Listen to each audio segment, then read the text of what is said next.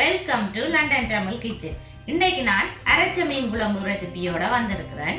அரைச்ச மீன் குழம்பு உண்மையிலேயே ஹெல்த்தியானது. வாங்க எப்படி செய்யறேன்னு சொல்லி ஸ்டெப் பை ஸ்டெப் பார்ப்போம்.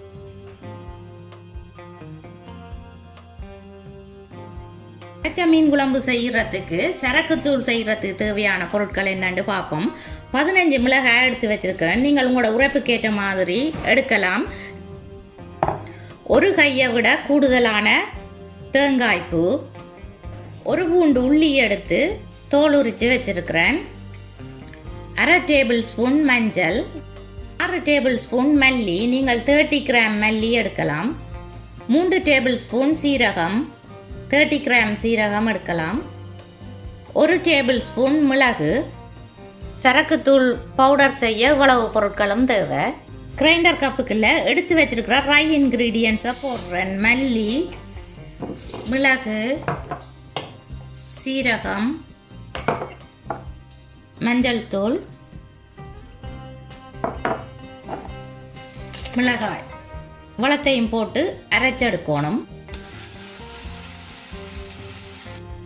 இப்படி அரைச்செடுத்துட்டேன். அடுத்ததா இதுக்குள்ள உள்ளியையும் தேங்காய் பூவையும் போடுறேன். அடுத்ததா தண்ணி விடுகிறேன். போட்ட இன்க்ரீடியன்ஸுக்கு மேலே தண்ணி நிற்கணும். இதையும் நல்ல ஸ்மூத்தாக அரைச்செடுக்கணும். இப்படி தண்ணி தன்மையாக அரைச்செடுக்கணும். அதுக்கேற்ற அளவு தண்ணி விடுங்கோ. நல்ல ஸ்மூத் பேஸ்ட்டாக வந்திருக்குது.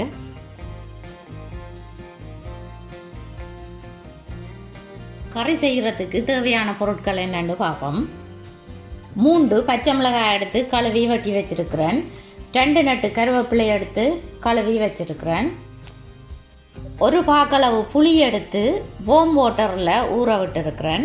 1 டீஸ்பூன் பெருஞ்சீரகம், 1/2 டீஸ்பூன் அல்லது 1 டீஸ்பூன் அளவு கடுகு, ஒரு பெரிய பொம்பை ஒனியன் எடுத்து தோல் உரித்து கழுவி சின்ன சின்ன வெட்டி வச்சிருக்கிறேன்.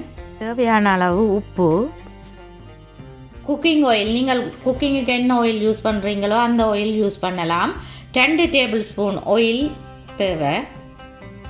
7 துண்டு மீன் எடுத்து வச்சிருக்கிறேன். செதிலெல்லாம் ரிமூவ் பண்ணி நல்ல வடிவாக கழுவி எடுக்கணும். அடுப்பில் பாத்திரம் ஒன்றை வச்சு அடுப்பை மீடியம் ஹீட்டில் ஆன் பண்ணி விட்டுருக்கிறேன். 2 டேபிள் ஸ்பூன் ஆயில் விடுகிறேன். ஆயில் சூடாகினா பிறகு எடுத்து வச்சுக்கிற கடுகை போடுறேன்.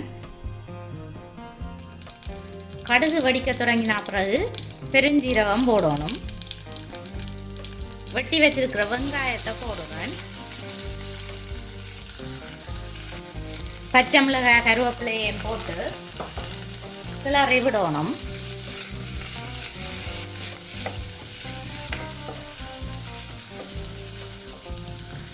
வெங்காயத்தை நல்லா வதக்கி எடுக்கணும்.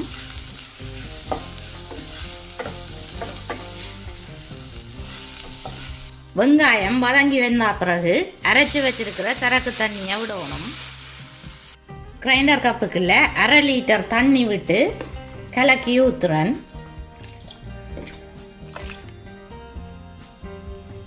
உங்களுக்கு கூட கிரேவி வேணுமென்னு சொல்லி சொன்னால் நீங்கள் இன்னும் கொஞ்சம் கூட தண்ணி ஆட் பண்ணலாம். 2/2 டீஸ்பூன் உப்பு போடுறேன்.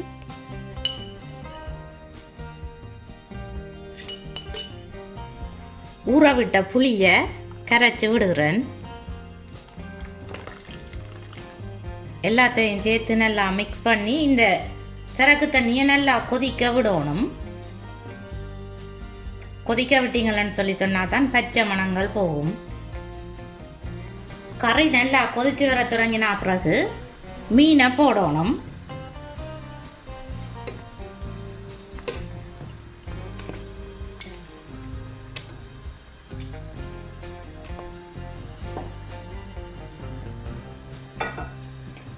மூடி ஒண்டால மூடி இந்த மீனை நல்லா ஆவிய விடணும்.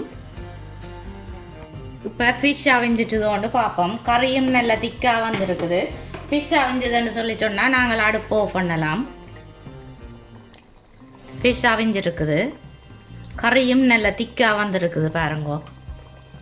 அடுப்பு ஆஃப் பண்ணுறேன். இப்போ சுட சுட அரைச்ச மீன் கறி ரெடி. நீங்கள் குறைஞ்சளவு மிளகாய் ஆட் பண்ணினீங்கள்னு சொல்லி சொன்னால் அரைச்ச மீன் கறி வந்து மஞ்சள் கலரில் இருக்கும். கூடிய அளவு மிளகாய் ஆட் பண்ணினீங்கள்னு சொல்லி சொன்னால் அரைச்ச மீன் கறி வந்து கொஞ்சம் டார்க் கலராக இருக்கும், ஜெலோ கலர் மாதிரி தெரியாது. அரைச்ச மீன் கறி எப்படி வந்திருக்குன்னு பார்த்தீங்களா, நல்ல வாசமாகவும் இருக்குது.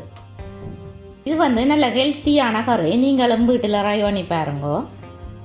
என்னுடைய வீடியோ பார்த்ததுக்கு ரொம்ப நன்றி. என்னுடைய ரெசிபி உங்களுக்கு பிடிச்சிருந்ததுன்னு சொல்லி சொன்னால் நீங்களும் ட்ரை பண்ணி பாருங்க. ட்ரை பண்ணி பார்த்து எப்படி வந்தேன்னு சொல்லி எனக்கு கமெண்ட் போடுங்க. மீண்டும் இன்னும் ஒரு அமேசிங்கான ரெசிபியில் உங்களை சந்திக்கும் வரை உங்களிடமிருந்து விடைபெறுவது உங்கள் மதி. பாய்.